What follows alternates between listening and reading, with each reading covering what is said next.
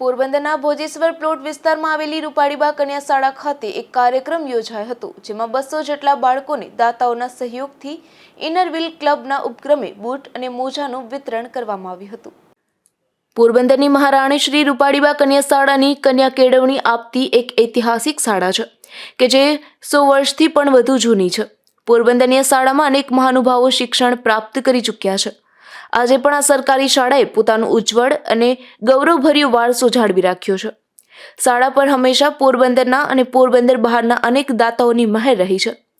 શ્રી રૂપાળીબા કન્યા શાળામાં ઇનરવ્હીલ ક્લબના પ્રેસિડેન્ટ સીમાબેન સિંધવીના હસ્તે આશરે ₹80,000નું દાન 200 બાળકો માટે બૂટ અને મોજા સ્વરૂપે મળ્યું હતું, જેના મુખ્ય દાતા ભરતભાઈ એચ ઠકરાર હતા.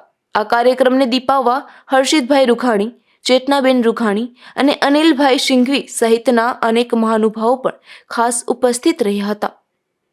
નિપુલ પોપટ, ગુજરાત ન્યૂઝ, પોરબંદર.